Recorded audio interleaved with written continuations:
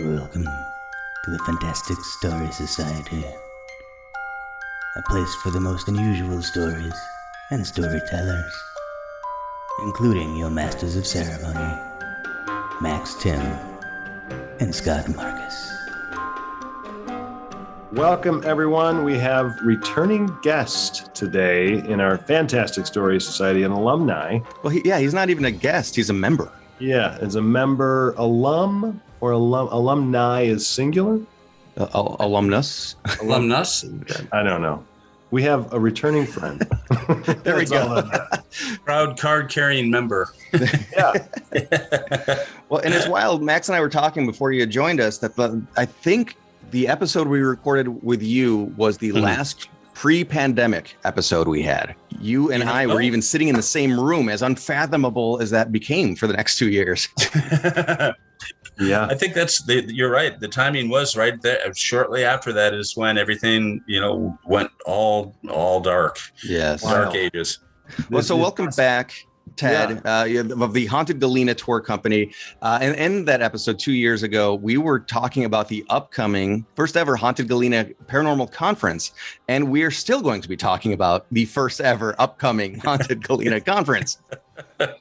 So how has the pandemic treated you guys? It's been kind of dragged out, to be quite honest, but we're so glad to finally be back into a position where I think we can have the conference and be relatively safe. So even though with 2 years of delays, man, we are just thrilled, and thanks both to you, Scott, and to Max for having me back on. We sure appreciate it, man. Well, I'm excited. I've reviewed the website for the conference a couple times. I was just reviewing all of this. I'm like, I can't wait to go to this thing. This is going to be a blast.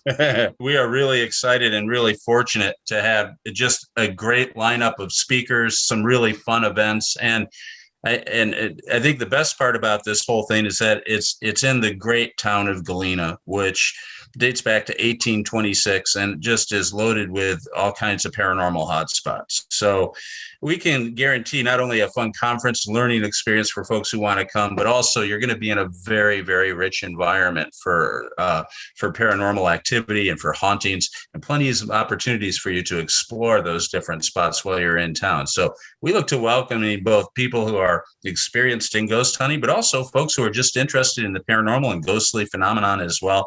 I think we're going to have a little bit of something for everybody. And history, I think.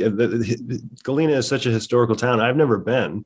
Wow. I've heard about it since I was a kid, and I've always wanted to visit. And now I have a really excellent reason to visit. And even just from a historical standpoint, there is so much that has happened in Galena. It's this little town, Northwest Illinois, and not a lot of people across the country have heard of it. And hopefully this helps, gain some traction for Galena, Illinois. Puts us on the map per se. Yeah. And it's a great little town. And what a lot of people don't realize is that Galena was the United States' very first mining rush. Lead had been discovered in the area. Lead was worth as much as silver and gold at the time. And so people came from all over the country and the world to come to Galena in the area to mine for lead and find their fortunes. And much like the gold rush phenomenon and other mining rushes that have been throughout history, but Galena was the very first one. And so it goes back a long way and was very robustly populated until the bottoms fell out of the lead market. Trains kind of changed the world in terms of how people get around, and took that away from river transports. And Galena became kind of a sleepy little backwater. Today, we only have 3,500 people that live there. However, the historic infrastructure that was built over the years is still very much largely intact. And over 85% of the downtown area is on the National Register of Historic Places. So that's pretty cool. It's literally living history. And Illinois only became a state in 1818. So this is like, it's a pretty new town. It was pretty fresh there. Yeah. Yeah. And it was, the area that it's in is known as the Driftless region, which is an area of essentially northwestern Illinois, northeastern Iowa, up the Mississippi River, and both sides on Minnesota and Wisconsin. It goes all the way up to like Wisconsin, Dallas. Yeah, you got it, and beyond up all the way up to like Lake Pepin in Minnesota. And it's called the Driftless because it was never glaciated. So unlike a lot of the areas around here that are just got plowed flat into vast prairies by the glaciation, the driftless region is very, very hilly. And it surprises a lot of people who come out to Galena just how hilly and how rugged the country is. This wasn't an easily settled area, and it wasn't an area that was easy to just casually stroll through and dig for lead. It was dangerous. The terrain was dangerous. It's filled with rattlesnakes and all kinds of natural hazards. So the people who came here to make their fortunes, it wasn't a walk in the park. And it still isn't today. It's very beautifully, naturally beautiful, but it's also very rugged. And so we look forward to having people out here, not only for the history, but to entertain a little bit with some of our beautiful countryside. It's really worth the drive. Amelia Cotter is one of the speakers, right? A panelist. Yeah. Isn't she like a snake fanatic? So she would love this area. I think she would. And, and we do have timber rattlers out here. So you have to be a little careful of that. That's about the only venomous snake, but we do have tons of other snakes that reside in the hills and the rocks and the caves all around. Right. Max is really excited to go for a hike now. Can't wait. Oh, yeah. Put on some low sneakers, a pair of like Converse All-Stars without socks, and just walk around in nothing bad will happen. You don't have to go all the way to the Southwest to you really don't. No, you really don't. We're excited to welcome Amelia. And she's actually going to be talking at the conference about haunted houses and our relationship with ghosts and how the people and the ghosts get along. She's had a lot of experience with hauntings from her background growing up in Maryland and then moving into the Midwest. And she's actually recently even explored quite a few really robust haunted spots. So we're thrilled to have her speaking at the conference. And Amelia is also a writer, a poet. She's a very talented individual. So we're absolutely thrilled that she's coming out to address our audience on Saturday. It's certainly going to be neat to reunite with a number of our fantastic Story Society members throughout the course of the weekend as well. You had mentioned, and I mentioned this to Max earlier, that a lot of the current ticket buyers, this is going to be their first ever paranormal conference. Yes. A lot of people coming have never been to a conference, and we all know, that around here, there's, Chicago, obviously, Michigan has them. They've become quite a industry in their own right. Which is, I think, great. I think paranormal tourism is very much in its infancy still and beginning to grow, which is exciting. But a lot of the folks that are coming to this, it's their very first conference. And I think a lot of that has to do with the fact that, there's never been a paranormal conference here, or really even one that's easy to get to within a few miles. You've got to go quite a ways. So I think a lot of folks that come on our tour found out about it and have enlisted to come. It's going to be really exciting, because a lot of this material they haven't heard, and then maybe they've read, say, your book, Scott, or which we sell, by the way, in our shop, and it's been very popular, or they've read some Troy Taylor, but they're going to get exposed also to a number of other people that are speaking as well. People like Allison Jorlin will be really exciting. We have some guys talking about a local spot here that, Scott, you and I have been out to, which is the Barry Tavern. And we'll have both a paranormal and a investigator and a historian talking about the Barry Tavern, which will be fun. Yes. Our friend Mike Huberty will also be leading up our panel discussion at the beginning of the tour on Friday night, which is actually paranormal road trips. These are all going to be focused on places that you can go within an hour or two of your Midwest location.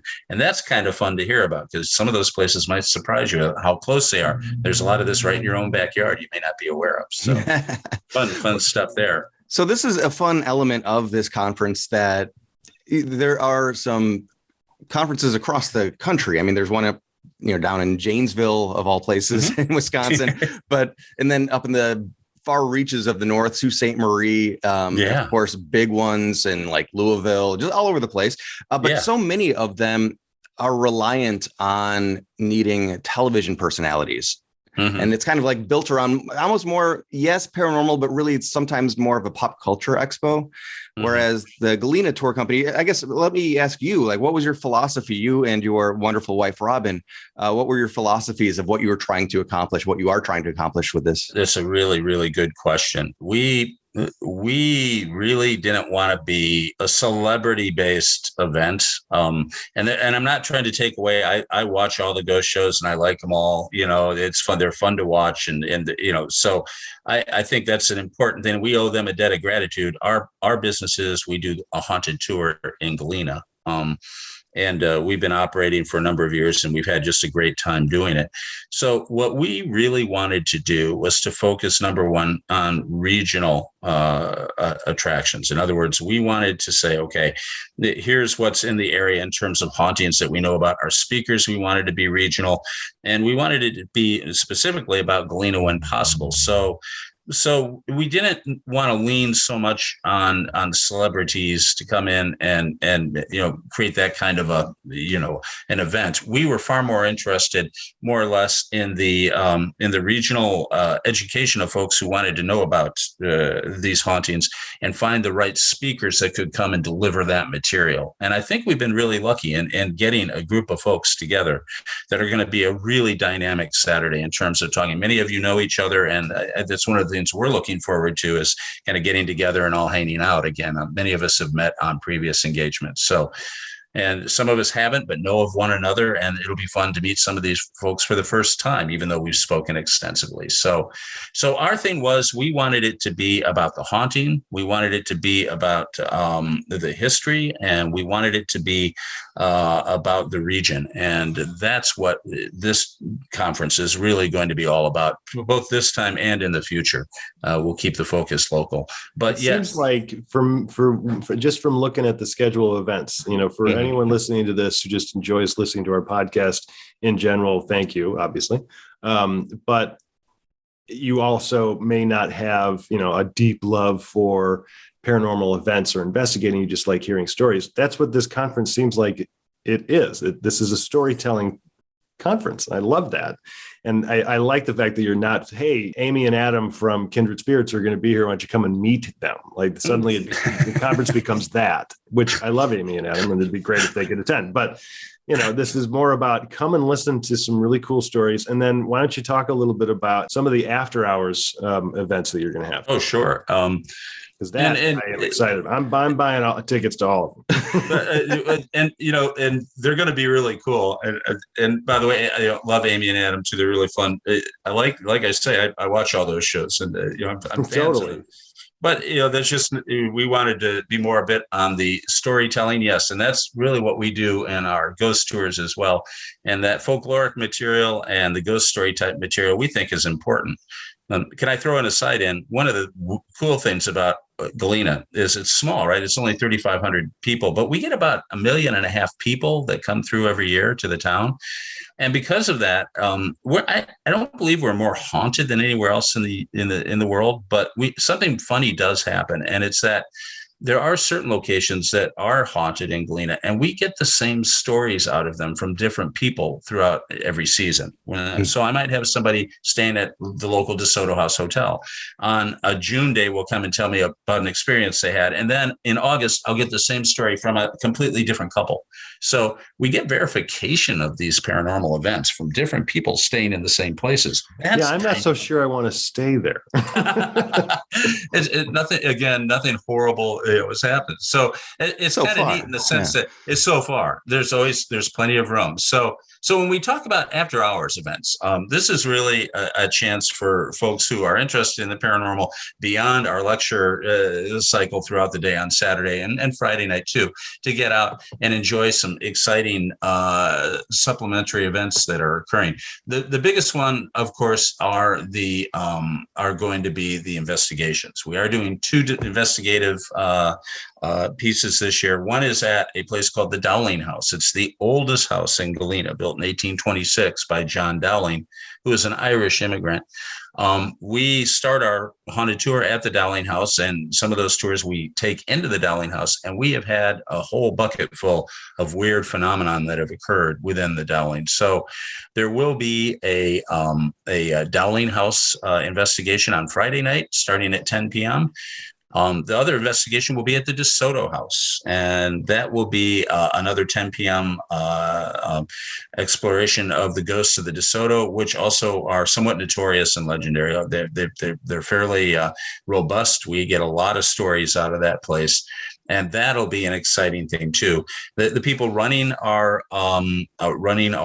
investigations is a group out of Dubuque, Iowa, headed by Jim Winter, known as the Transcendent Paranormal Society, and we are real excited to have them aboard to come out and help us conduct these investigations. So that'll be neat. But there's more. We also, just so everybody listening knows, we're going to hear some stories about these places from you, Ted, here in this episode. So just hang on. Okay. I won't. It's one thing you're giving us a nice primer. I just want everybody to know that we are going to hear some of the stories. Yeah. If you're not able to attend the conference. That's right. So you still come with some of the material there. So one of our speakers is a local person by the name of Chris McBrien. Chris has a really interesting background. He is a psychic medium, and he works with people. He's helped solve mysteries and crimes, and helps with haunted houses and exorcisms. He does. So he's got a story or two to share. Yeah. And so Chris has also got a shamanic background, Pictus or Scottish shamanic background. And one of the workshops we're doing is Chris is actually going to be working with people with techniques to help sharpen their psychic awareness, so that when you walk into a house, you can try to feel the energies that exist and determine the degree of haunting and perhaps locations within structures that are more haunted than others, and to get a feel for whether or not a place is haunted. That's kind of an exciting opportunity to talk to a person who's an expert in the field and will really is really spent his whole life studying the methodologies of developing those senses to finally hone in on things. So Chris will be, I think, a real fun after hours event. Another one, we've got some entertainment. Not everybody wants to go out at night and poke around the paranormal. So we do have a guy named P.T. Murphy in Galena, who's a phenomenal magician. The show he does is in a small 24-seat theater, and P.T.'s magic show is it's magical. And if you'd like, you can go to that on Saturday night at 7 p.m. And for those of you who have maybe perhaps heard enough of the paranormal stuff all day long during our seminars, PT is a great break and really a phenomenal entertainment.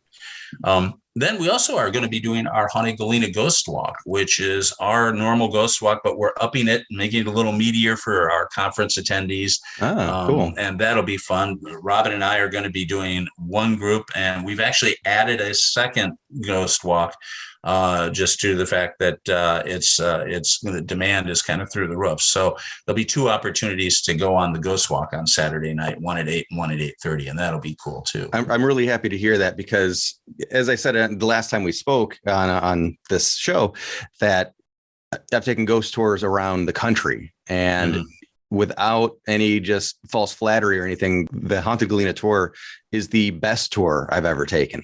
Wow. You and Robin do, from a theatrical and presentational standpoint, it's some amazing storytelling. And I wish I have a little bit more of that in me, because I'm such a by the book, okay, this happened, then this happened, then this happened. But you guys do such a great job telling the story, letting it reveal itself. But also you are kind of playing characters as you are going through town telling these stories. It's such a wonderful way to convey the history, the haunted history of Galena. Well, we sure.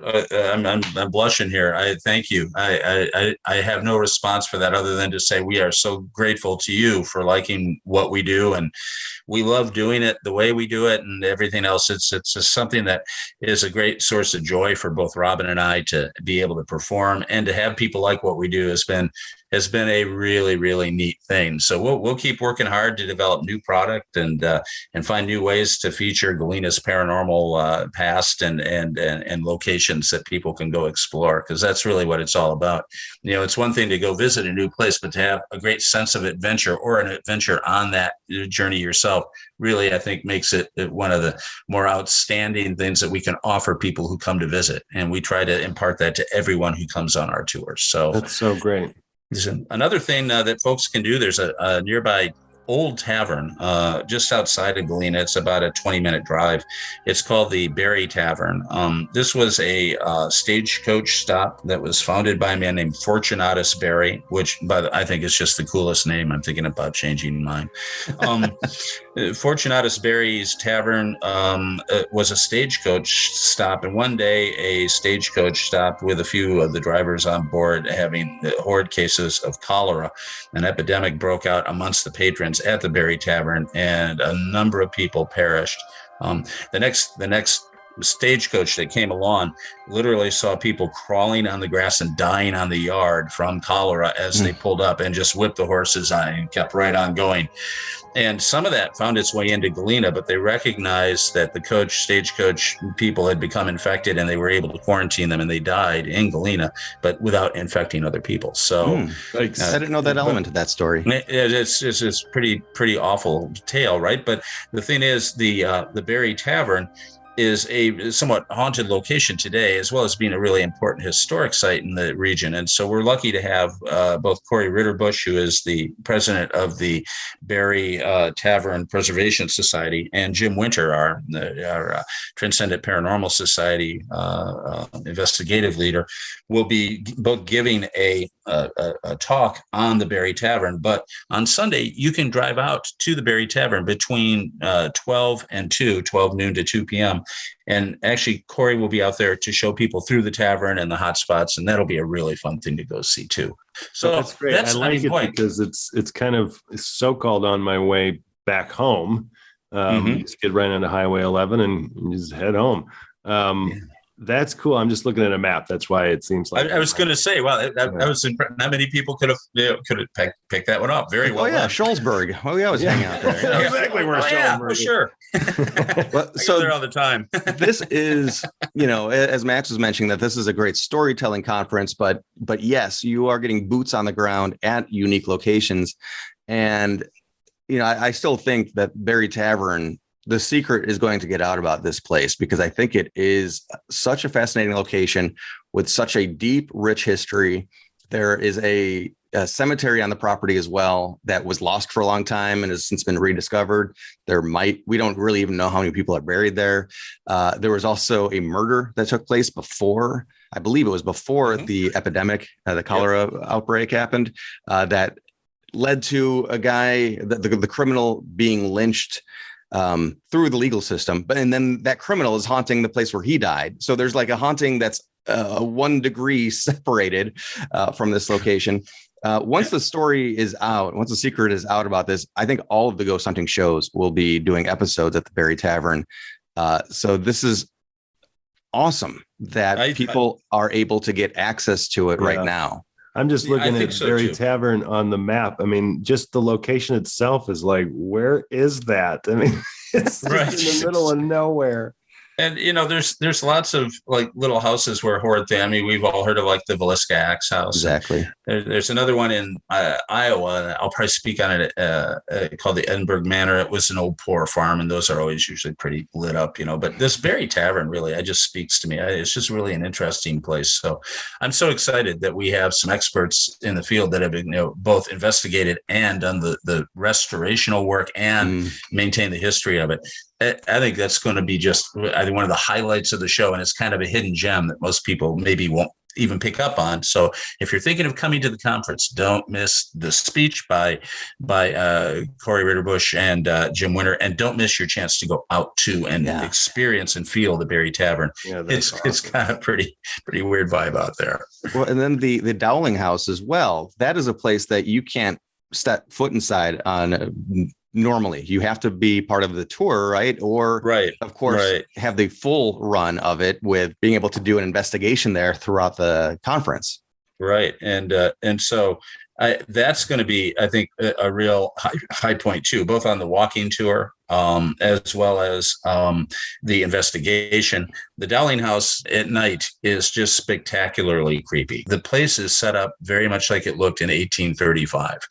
It's stuffed with, antique like barrels and guns and, ironwork and everything that you would come in and buy for, sustainability or survival in the 1820s and 30s is on display in this house. And it's dark at night. It's something that really imparts a sense of disquieting presence. And so I think it's a lovely place. It's one of our great historic assets in Galena, but I think it's also a great paranormal site. And again, another hidden gem.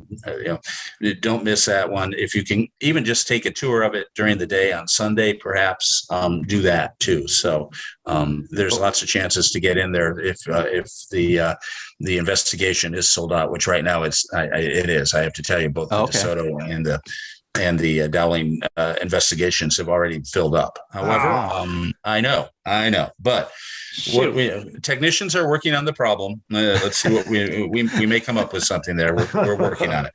Well, one of the things that you told me about the Dowling House, because I had the good fortune last February, I think it was. Mm-hmm. It was whenever it was cold. To do an investigation. How warm it was, yeah. I've had the good fortune with my wife to do an investigation there with you and your wife. And one of the things that really, to me, gave me perspective on what exactly we're talking about and what the time period was, is that this is where the townspeople would gather as they were coming up with their plans of how to defend Galena during the Black Hawk Wars. Yeah. So Native American battles and the townspeople trying to figure out how to survive it. Wow, that really grounds it to its place in history and the importance of the place. Wow. Maybe we should dive into that, Ted. And let's hear some stories. I want to hear some stories. Maybe one story from each of these locations, and we'll just kind of, keep it relatively tight. But I want to hear some stories, man. And we'd love to hear, because I know you've had some paranormal experiences at the Dowling House during your tour. So we'd love to hear what's going on there. Yeah. Right. I think one of the most startling things that's happened at the Dowling is I'll bring in a group, walking into a group. And we don't do this with every group, but if we are it's a smaller group and we can fit them in there, we'll go. So we get into the first floor of the Dowling, and of course all the lights are out. It's fairly dark and people are in there. And I'm basically giving the history of the Dowlings and how this house came to be. And people will start taking videos, and they begin to capture orbs that drop down from the top floor, and they're either blue or orange, depending on the day. But they come down, and they start weaving their way in and through the people in the crowd. And I'm not just like, we've all seen the kind of bad videos with a floating ball of light that, is obviously a reflection off of the lens of the camera. These things actually weave in and out of people. They come up and they look at faces, they drop down and they go behind one person and then come out in front of another one. They literally very curiously looking at each and every individual. And then they oftentimes come and hang out with me for a second, and then they float right back upstairs. And we've had this documented a number of times for different people taking videos on the tour, which is just really, really magnificently creepy, right? Another thing that we have happen on the tour inside the Dowling House is people report being touched. A lot of times pushed in the center of their back by an unseen hand, or grabbed on a thigh or on a shoulder, and literally people screaming out of nowhere in the middle of a tour, which is pretty exciting. And that's just on the first floor. Exciting is one way to put it. Yeah, we head up into the second floor, which was the living area of the Dowling House. Once we get up there, it's been something that's happened a number of times this year on tour. There is a few lights that we turn on to go up the stairwell. It's a very primitive house. Again, this has not really been redone. So there's not like running water and light switches everywhere. There's one light switch. It's at the bottom of the stairwell. So we turn that on and people go up, and they're all gathered into what would have been the old living area of the Dowling House. And all of a sudden the light in the stairwell goes out and everything is dark. The only switch for that is at the bottom of the stairwell, and everybody on the tour is now standing upstairs and they don't fully quite realize what just happened. And I have to point out, the lights just went out, and I literally have to run back downstairs and turn them on. My big fear is that someone's going to fall down the stairs because they're not illuminated. But this happened about 7 times this last year. They're kind of pranksters. We've also had some really weird things occur with physical objects. There's a lot of children's toys in this old house. There is, I should say, a hobby horse, a very primitive hobby horse that was up there. One night I was talking to a group, and I started the horse rocking. And I was to illustrate that sometimes people come into the house and they hear this noise up in the second floor. And I start the horse rocking, right? And it makes this kind of, creaky noise that's very identifiable. People hear that and they run up the stairs and they see the horse rocking. So that's how I illustrate that point, right? So on this particular tour one night, I start the horse rocking and everybody's watching, and I begin telling the story, and all of a sudden the horse literally freezes. I mean, just wham! It stops dead in its tracks, to the point that everybody on the tour started to freak out and said, what just happened? They're watching this horse. It's not moving. And then the lights went out. It gets weirder and weirder. So there's a lot of things like that. When the lights go out, Ted, when the lights go out, it's not like it flickers and shuts off, but it's you hear the switch at the bottom of the stairs. Literally somebody. And by the way, there's no one else in the house. I lock it once we get the group in, I lock the door behind me, because Galena is a really busy city, right? And so if we don't lock the door, people that are drinking at the nearby bars go, hey, look, you'll have a crowd in there unless you lock the door behind you. So we'll lock the door and go to work. And so it's not like someone snuck in the bottom of the house and ran up and turned out the light. If they could even know where that possibly was, they wouldn't know that. I mean, so we're the only ones there. So the light has gone out, but don't worry, you're locked in too. Oh yeah. Right. Now let's go into the Evil Dead basement that's underneath us. No, it's there's no basement, but it's kind of a funny. It's just kind of a funny thing. So we have a lot of that kind of activity that's occurred there, and a lot of really weird photographs that have been captured as well. And so I think it's going to be, again, an exciting investigation. What we found is that, quite frankly, people that come in with a lot of equipment, with the meters and the cameras and all that kind of stuff, don't tend to get a lot there. What does tend to light up is EVPs and people's experiences. They get touched, or like lights go on and off, or they hear things or noises.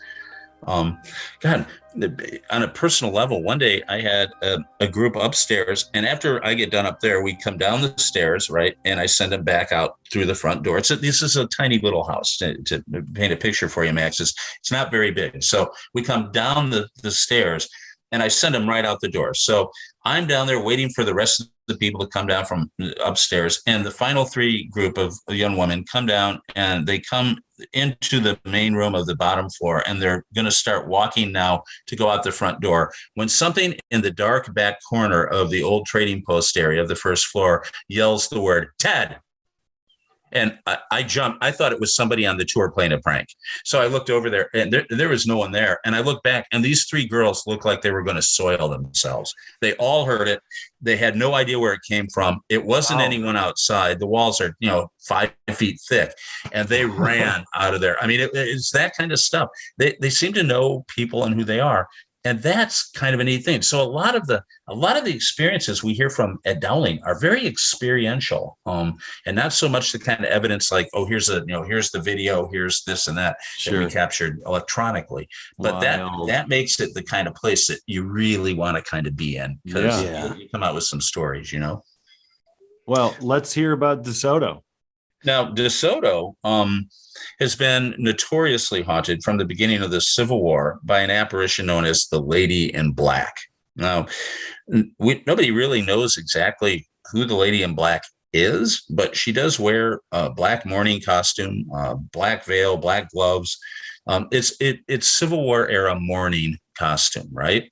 And so she's been seen. She shows up in one portion of what today is their lower restaurant. It's in the bit what would have been the basement of the DeSoto. They back in 1985 they put $8 million in terms of restoration work into the DeSoto, and the basement was made into a lovely, really fine dining restaurant called the General's. And so that's where the lady in black for all these years has been spotted moving around. And we have some theories as to who she is.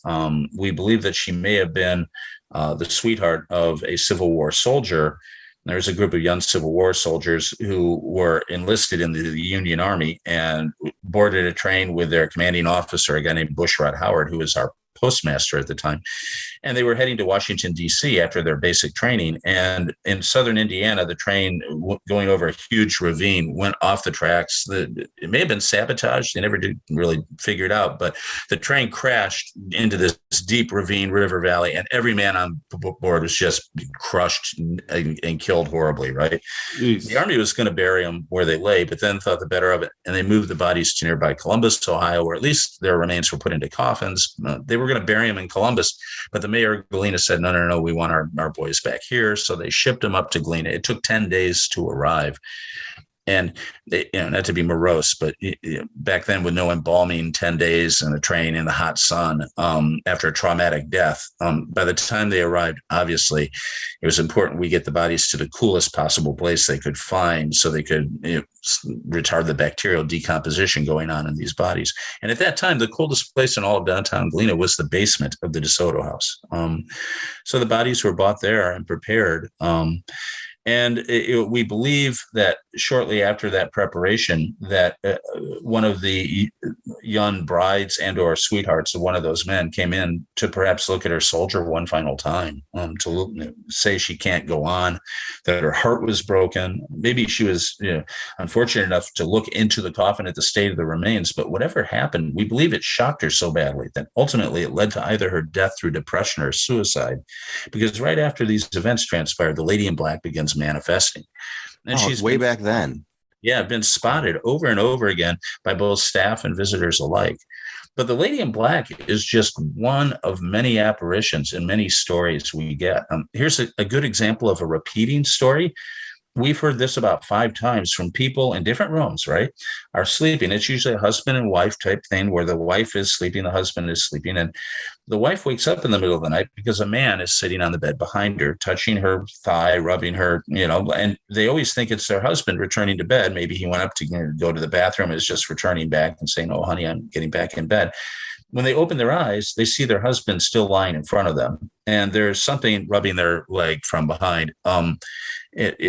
Obviously, the idea that there's a stranger now in your room touching you inappropriately, it sends people screaming, and the lights come on quickly, and there's never anybody there. Ted, we had that experience at our previous home. I want to see did that happen shortly after we visited you guys in Galena one time? You and Wendy had this experience. Yeah, Wendy had the experience. I was sleeping next to her and she felt someone rubbing her leg. Yeah. No, isn't that weird? We've gotten this a bunch of times. It hadn't been, I think the last story I had from people on that phenomenon was last year in August, September timeframe. I had a couple come to me and say, "Oh, wow," and people report lots of things. The rooms have furniture that move around, like it's all kind of plushy carpet in all those old rooms that they have there. So if you wake up, and I always tell people, photograph where your furniture is at, because in the morning you may discover your lamp has moved 6 inches to the right or left, and you'll see the ring where it was sitting the day before. So kind of try to pay attention to those things if you photograph it before you go to sleep. Also, personal effects like wallets and jewelry and things tend to get moved around at night. Sometimes they disappear and then reappear later. So I'm more scared of that. Right? I know. Losing my wallet. Yeah, I know. Which I can do all on my own, even without paranormal. Yeah, really. The other thing that is kind of funny is the building used to be 5 stories tall, but it fell derelict in the late 1800s, and they ended up tearing down the 4th and 5th floor. Just they were filled with bats and pigeons, and today it's only a 3-story building. But occasionally they'll get a call from somebody in a room that's very irritated, 2, 3 in the morning, complaining about the noise above them, saying, can you please go up there? They're having some sort of party. I hear drinks chinking together and laughter and dancing. And it sounds like country music. For God's sake, could you shut them up? And of course, the hotel's mortified. Oh, of course, we'll get right on it. What room are you in? And they'll be like, well, we're in room 310, or, name a third floor room. The thing is, the third floor is the top floor. There is no fourth floor, and I can assure you, there's no hoedown going out on the roof of the DeSoto in the middle of winter. When these things have even been reported, it's just one of those things where I think those floors are still, a place where perhaps spirits congregate and gather, and they exist in some dimension and bleed through some dimension. And, we have a museum in Galena. There's the same issue where parties are heard in the old ballroom by staff there often, and it freaks them out pretty good. But they run up to the third floor where these parties are heard. And I mean, big parties, open the doors, and there's nothing there. Mm-hmm. And it brings up something that I think is really a neat thing. And we have a speaker this year who's going to talk about this, is that hauntings aren't always these frightening, kind of dreary things that happen in graveyards, and the ghosts aren't always, the victims of torture and remorse and broken hearts. I think a lot of hauntings happen in places where people actually experienced a tremendous amount of joy in their lives and still congregate to experience that feeling with one another. It's not always doom and gloom. It can be a really positive thing too. And so I believe it's Scott Markus who's going to talk about the positive side of paranormal at our Haunted Galena conference, which who's be Scott Markus? Oh, Scott he's Markus. He's an author. You may have heard of him. He's a rather brilliant writer. It should be and a great screenwriter as well. So, I think if you can come and see Scott, it's well worth the ticket. Well, now I'm doubting everything you're saying on this show. So well, I know. It's something that you rarely hear people talk about, isn't it? It's always dark. I think that's going to be a cool speech. And it's something I've actually thought about many years. Moving here, I tended to have that negative view of paranormal as well, thinking, it's always about people who suffered or were tortured to death, or God knows what unfortunate fate. And Lord knows the world is filled with those stories, mm-hmm. and maybe they're cautionary. But I'm really, when I came here and just started learning that a lot of places that were places of celebration are some of the most haunted. That to me was that said something. I think that's really a cool thing. Yeah. So I'm really looking forward to it. I'm excited. I'm going to get my tickets here right after the recording. And personally, it's a fun way to start out the summer feeling. It's right at the end of April. Yeah. Right as we get into May. And that's kind of the summertime into the fall is when we can go out into crazy locations and look to be scared peeless and which Scott and I want to do more of this year anyway. So Galena is going to be our start. Just on an aside, as you guys begin your adventures, don't forget your buddy Ted, who has some free time every now and then to hop in a car and go somewhere. That would be fun. Yeah. Oh, absolutely. That'd be great. Ready to light it up. I just want to point out that as Ted was just telling some of these stories, that even though the DeSoto investigation is sold out, the conference is being held at the DeSoto. So you'll still be on location at this place. And if there are rooms still available, you can conduct your own investigation in your own room, maybe if you want to or not. But to your knowledge, Ted, and you have, I want to make sure this is brought up because this is a great opportunity to go to the DeSoto. Is there still a deal for attendees for if you want to say? I am so glad you asked. And this is really important. Right now, our room block, it goes away on the 28th of March. And what that means is we have a very special rate at the DeSoto House Hotel. And the DeSoto, by the way, folks, is where you want to stay for a couple of reasons. Number one, you're right there at the site where the conference is. So you don't have to, get in your car and drive to the conference. You're right there. But more important, Galena is a small town. Okay. The whole main street is only 8 blocks long. So, you can get to every place in downtown Galena, the restaurants, the shops, everything, right from the DeSoto House. And the most valuable thing in Galena on a Saturday, far more valuable than anything you can find, is parking. And you get parking in a ramp with the DeSoto House. So nice.